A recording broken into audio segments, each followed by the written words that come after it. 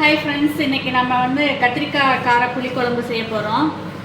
அது எப்படி செய்யலாம் அப்படின்னு பார்க்கலாம். இது வந்து நல்ல டேஸ்ட்டு வந்து ஒரு டிஃப்ரெண்ட்டான டேஸ்ட்டாக இருக்கும். அதனால் நம்ம எப்படி பண்ணுறதுன்னு பார்க்கலாம். பாருங்கள், கத்திரிக்காய் வந்து அரிஞ்சு அந்த தண்டு மட்டும் கொஞ்சமாக அரிஞ்சிட்டு ரெண்டாக மட்டும் சொத்தை இருக்கான்னு பார்த்துட்டு ஒரு 4-5 கத்திரிக்காய் அப்படியே அரிஞ்சு வச்சுருக்கேன். அப்புறம் ஒரு எலுமிச்சை சைஸ் அளவுக்கு புளி வந்து கரைச்சி வச்சுருக்கேன். அடுத்தது தாளிக்கிறதுக்கு என்னென்னு பார்த்துக்கலாம். வெங்காயம், பெருங்காயம், அப்புறம் தக்காளி, பூண்டு, கருவேப்பிலை, கொத்தமல்லி இதெல்லாம் வச்சுருக்கோம். அதுக்கு மேலே எக்ஸ்ட்ரா வந்து உப்பு, மிளகாத்தூள், மஞ்சத்தூள், எண்ணெய், கடைசியாக அரைச்சி ஊற்றுறதுக்கு தேங்காய். அப்புறம் இந்த குழம்புக்கு வந்து நம்ம ஒரு பொடி ஒன்று ரெடி பண்ணணும். அது என்னென்னு பார்த்துக்கலாம்.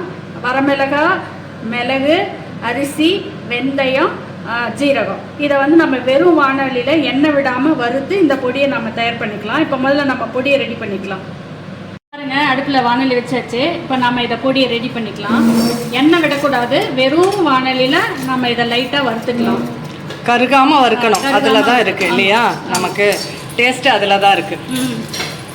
பாருங்கள், அரிசி வந்து பாருங்கள் எல்லாம் வெள்ளையாக வந்துடுச்சு. பாருங்கள், இதை நம்ம ஆற வச்சுட்டு மிக்சியில் போட்டு பொடி பண்ணி எடுத்து வச்சுக்கலாம்.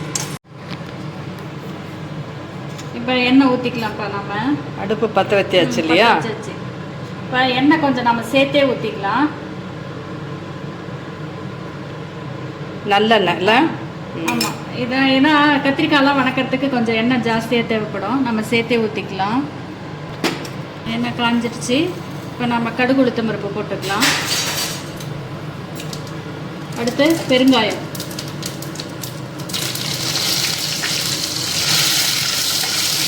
வெங்காயம், பூண்டு போட்டுக்கலாம்.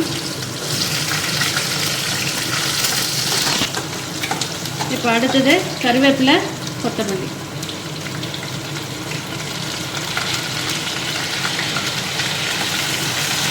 இப்போ அடுத்து தக்காளி போட்டுக்கலாம்.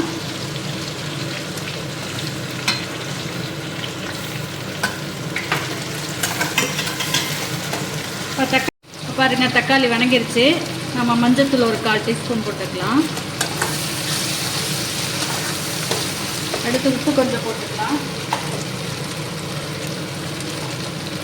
அப்புறம் திரும்ப கூட போட்டுக்கலாம். இப்போ கொஞ்சமாக போட்டுருக்கேன். பத்தலைன்னா அப்புறம் நம்ம போட்டுக்கலாம் டேஸ்ட்டு பார்த்துட்டு இல்லையா.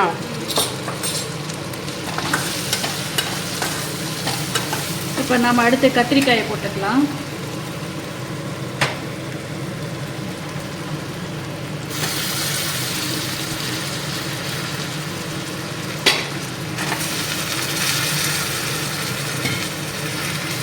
நம்ம வந்து கத்திரிக்காயை வந்து எவ்வளோ நேரம்ப்பா வணக்கணும்? இது கத்திரிக்காய் நல்லா ஃப்ரை ஆனால் குழம்பு டேஸ்ட்டாக இருக்கும்.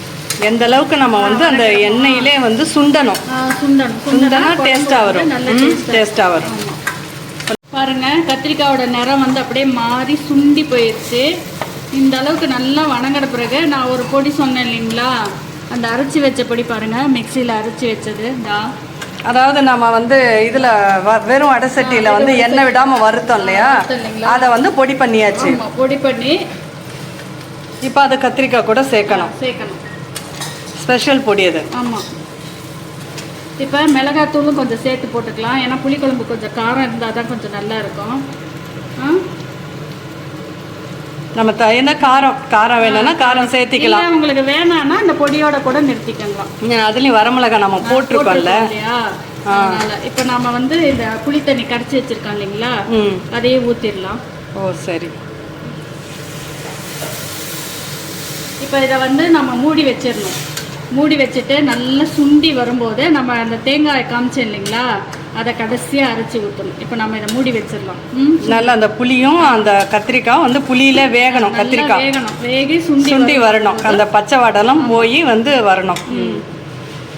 மூடி வச்ச பிறகு அப்படியே பாருங்கள், மேலே எண்ணெய் வந்து அப்படியே மேலே பாருங்கள், அப்படியே பபிள்ஸ் மாதிரி மேலே வருது. இப்போ இந்த டைமில் நம்ம வந்து அந்த தேங்காய் மட்டும் அரைச்சி வச்சுருந்தோம் இல்லைங்களா, இப்போ அதை ஊற்றிக்கணும். நம்ம தேங்காய் இல்லை, அதாவது தேங்காய் பால் கூட ஊற்றலாம். தேங்காய் பால் கூட ஊற்றிக்கலாம், நல்லாயிருக்கும், டேஸ்ட்டாக இருக்கும். தேங்காய் வேண்டான்றவங்க தேங்காய் பால் மட்டும் ஃபில்டர் பண்ணி தேங்காய் பால் மட்டும் ஊற்றிக்கலாம். இந்த பால் ஊற்றி ஒரு 2 நிமிஷம் வேக விட்டுட்டு நம்ம எடுத்துடலாம். இது நீங்கள் சுட சாப்பாட்டுக்கு இந்த புளிக்குழம்பு வச்சு சாப்பிட்டிங்கன்னா சூப்பராக டேஸ்ட்டாக இருக்கும். அடுத்த தடவை இதை பண்ணுங்க அப்படின்னு சொல்லிட்டு உங்கள்கிட்ட கேட்டுக்கிட்டே இருப்பாங்க. அந்த மாதிரி டேஸ்ட்டாக இருக்கும். அந்த பொடி தான் இதுக்கு வந்து மெயினாக டேஸ்ட் இருக்குது. பாருங்கள், தேங்காய் ஊற்றி வெந்துருச்சு பாருங்கள். இப்போ நம்ம இறக்கிடலாம். பண்ணிடலாம். பாருங்கள், பாத்திரத்துக்கு மாற்றிட்டேன். பாருங்கள், சூப்பராக இருக்குது. சுட சாப்பாட்டில் போட்டு சாப்பிட்டிங்கன்னா செம்ம டேஸ்ட்டாக இருக்கும். நீங்கள் பண்ணி பார்த்துட்டு கமெண்ட்ஸ் பண்ணுங்கள், லைக் பண்ணுங்கள், ஷேர் பண்ணுங்கள், சப்ஸ்கிரைப் பண்ணுங்கள். நன்றி, வணக்கம்.